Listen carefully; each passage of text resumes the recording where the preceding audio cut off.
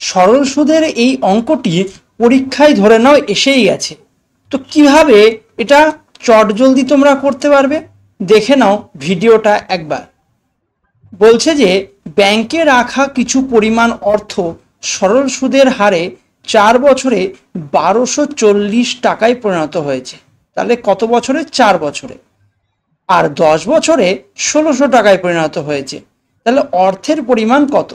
তাহলে তুমি বলবে এখানে যদি আমি পি টাকা রেখে থাকি তাহলে 4 বছরের ইন্টারেস্ট সহ, ইন্টারেস্ট আইতে ইন্টারেস্ট মনে করো আর পিতে প্রিন্সিপাল, তাহলে প্রিন্সিপাল আর 4 বছরের ইন্টারেস্ট সহ তুমি কত টাকা পেয়েছো? 1240 টাকা পেয়েছো। ঠিক আছে। আর এই পি টাকাটা যদি 10 বছরের জন্য রাখা হতো, মানে 10 বছরের ইন্টারেস্ট যদি যোগ হতো, তাহলে তুমি বলবে যে সেক্ষেত্রে 1600 টাকা পাওয়া যাবে। সেক্ষেত্রে 1600 টাকা পাওয়া যাবে। এইবার এই দুটো যদি বিয়োগ করি মানে দ্বিতীয়টা থেকে যদি প্রথমটা আমি বাদ দিই তাহলে পি পি কেটে যাবে।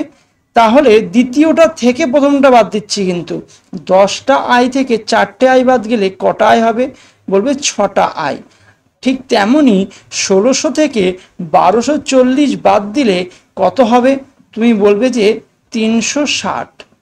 তাহলে আই ইজ ইকুয়াল টু কত? ইন্টারেস্টটা কত? 6 দিয়ে ভাগ করলে 60, মানে আই মানে কি? প্রতি বছরের ইন্টারেস্ট কত টাকা? 60 টাকা। তাহলে এবার যে কোনো তুমি একটা লাইন ধরে নাও, ধরে নিই এই লাইনটা থেকে আমি কি করে পাবো দেখো, পি যোগ 4i, আয়ের মান কত বেরিয়েছে? 60। তাহলে এখানে যদি আমি 60 বসিয়ে দিই তাহলে 4 ছক 24, 240, তাই না? 240 ইজ ইকুয়াল টু আমি বলবো 1240 টাকা। 1240, তাই তো? প্রথম লাইনে আমি জাস্ট আয়ের মান বসালাম 60, তাহলে 6 4 ছক 24, 240 হলো। বোঝা গেছে? তাহলে পি ইজ ইকুয়াল টু 240 ওপাশে গিয়ে যদি বাদ যায়, 1240 থেকে 240 বাদ গেলে 1000 টাকা হয়। তাহলে আমি মূলধন কত বলবো? অপশান এ হলো আমার এক্ষেত্রে সঠিক উত্তর। আশা করি তোমরা বুঝতে পেরেছো।